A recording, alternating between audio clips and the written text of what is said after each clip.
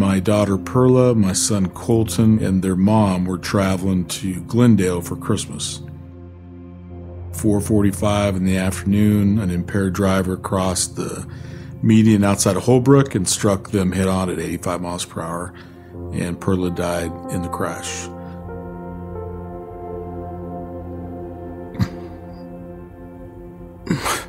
I didn't expect that. When there's a death in the family, that family is devastated. They're traumatized. Their lives are shattered.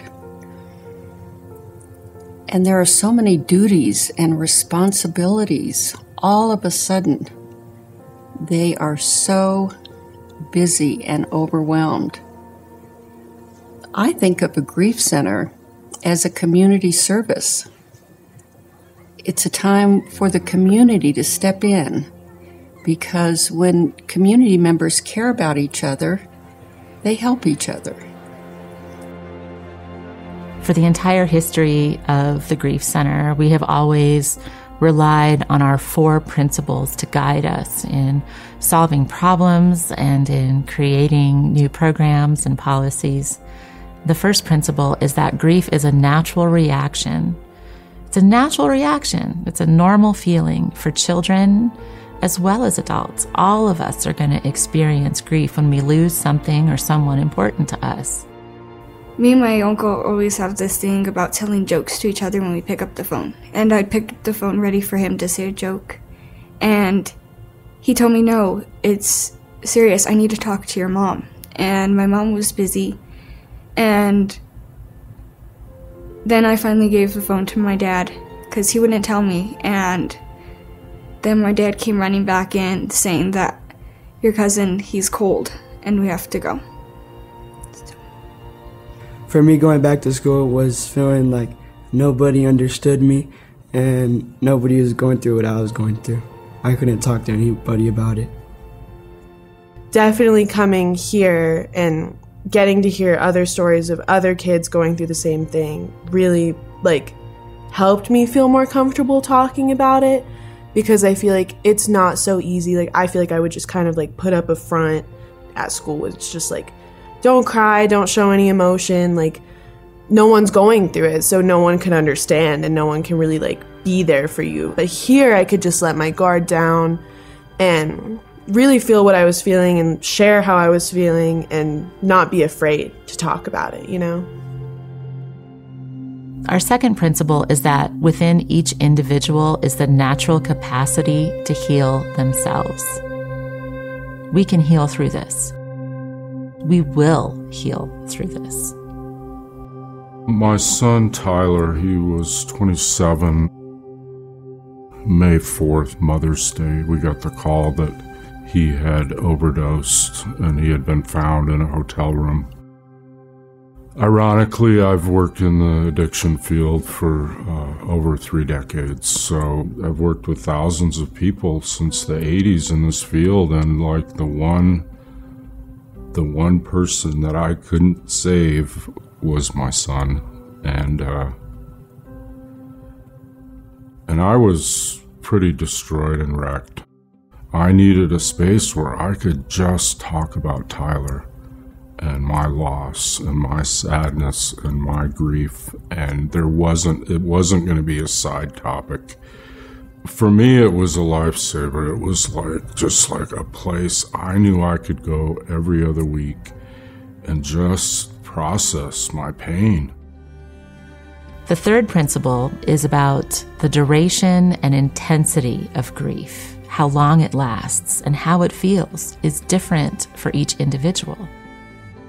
When someone joins a group, there's no expectations. Whether you are quiet or you're more verbal, we meet you where you're at, and we hope that we give you that space to be who you are. And finally, our fourth principle is that caring and acceptance help in the healing process, and that's what you get at the Grief Center. When you have to share that your child has died by suicide, that immediately you worry that people think you did something wrong and that you failed as a parent. And I was afraid that people weren't going to accept our loss as the same as their loss. I think everybody's nervous about coming to the Grief Center, and they're wondering if it's going to be the right fit for them. It took me several times when I came to grief groups to be able to talk. And I was nervous about sharing my experience. And finally, when I shared how my son had died, I realized there was another girl in the group who was embarrassed and had never shared that her son actually had taken his life. We didn't have to walk around with a stigma. We could grieve just like everybody else and share our story, even though it was traumatic. You experience the same things. What we know at the Grief Center is that loneliness is the barrier to healing. On the other hand, connection is the pathway to healing. When somebody joins a support group, there is no, this is the beginning and this is the end. You come for as long as you need it. I didn't expect to find what I found. I thought I was helping my kid, but then I found support. I found people to talk to that would understand what I was going through with my kid and myself. I'm proud of where we are and that we kept moving along. We've moved forward, and there are times when you don't think you can. You know, it's overwhelming, and you just think, how do you possibly get to the next day? And we did. You know, we've moved forward. The great thing about the Grief Center is like you don't have to come in and like talk about everything right away, or just like get in like deep. It's like you can talk when you want to talk, and you can stay silent when you want to stay silent. So just give it a chance. This is one of those places that's very secure. It's almost like walking in and smelling cookies. It's a safe, warm place. The Grief Center is there for everybody who needs it, children through adults. So just try it once, try it twice maybe, and then see what you think. Support groups are not counseling and they're not therapy. This is not a clinical medical service. Folks can start grief groups whenever they feel ready, and they also close from grief groups whenever they feel ready. Anybody who is experiencing the death of somebody important to them is welcome here.